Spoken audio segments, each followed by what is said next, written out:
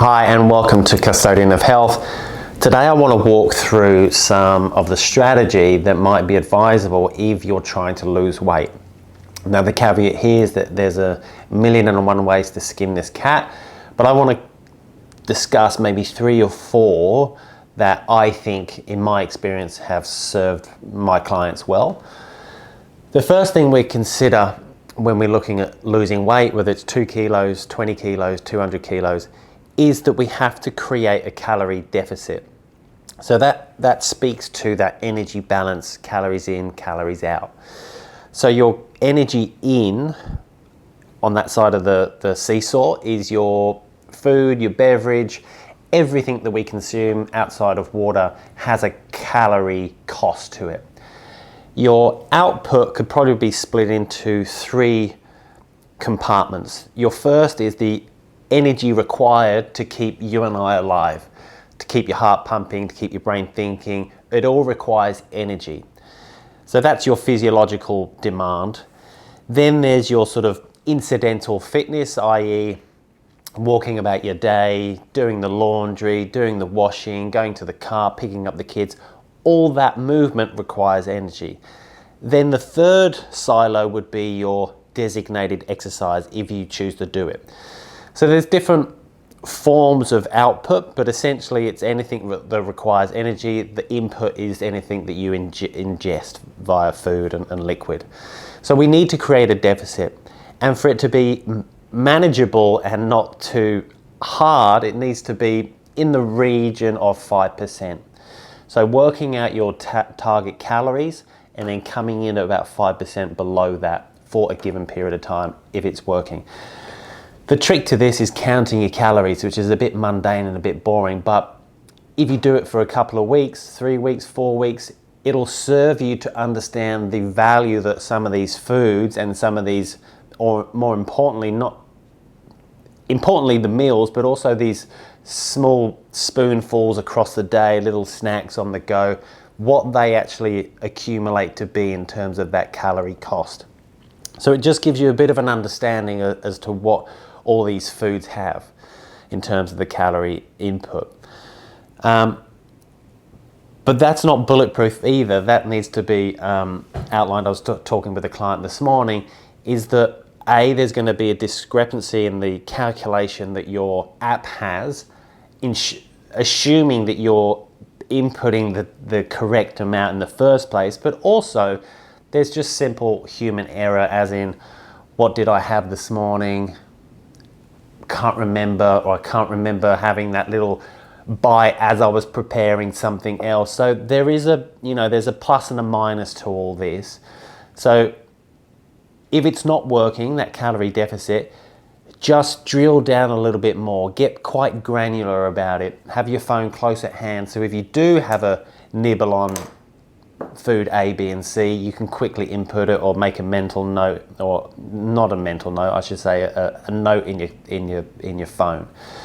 So the first rule of thumb, that we have to create that calorie deficit.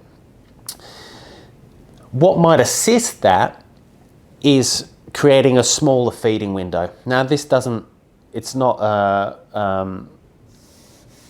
obligatory, but you can imagine if your feeding window is 12 hours and you're consuming X number of calories, and that totality of the calories is leading you to weight gain, by simply reducing that feeding window to a much smaller time frame, be it 8 hours or even smaller, to get that totality of calories in within that smaller time frame is simply harder.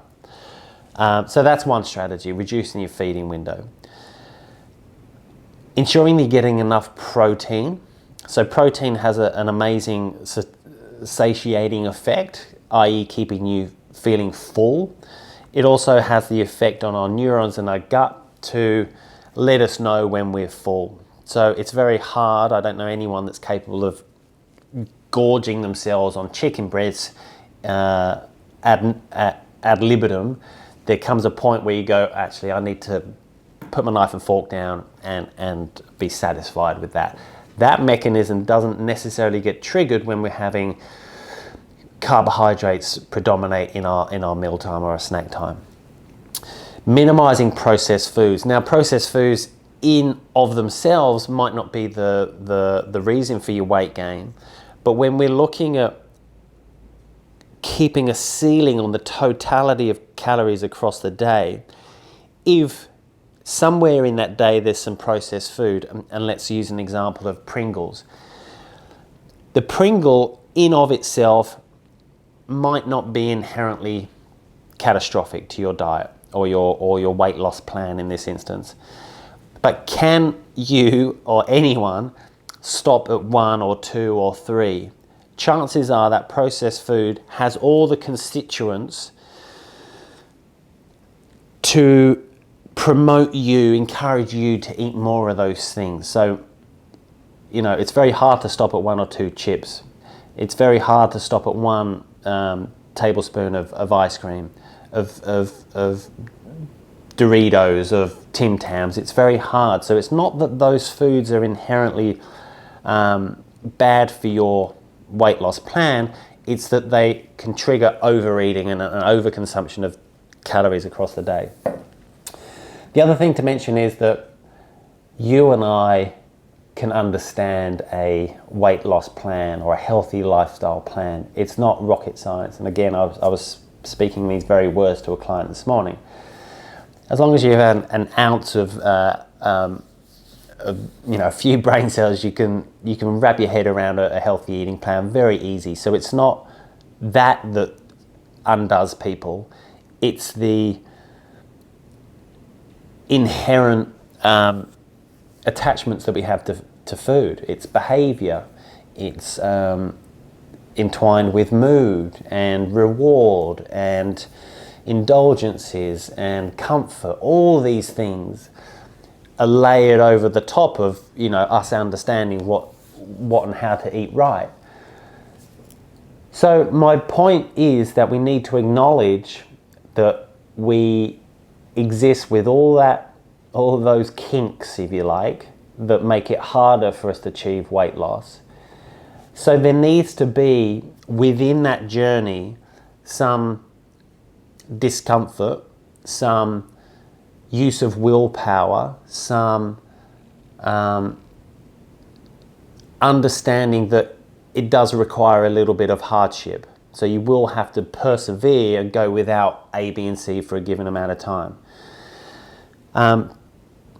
But hopefully some of those things, so creating a small and manageable and sustainable calorie deficit, prioritizing protein, so ensuring you're getting enough protein across the day and across each meal, ensuring that you keep a lid on processed foods, or if you have them, then try and stop at the 1 or 2 mouthfuls and not let it derail, and so you tip over and have too many calories in a given day.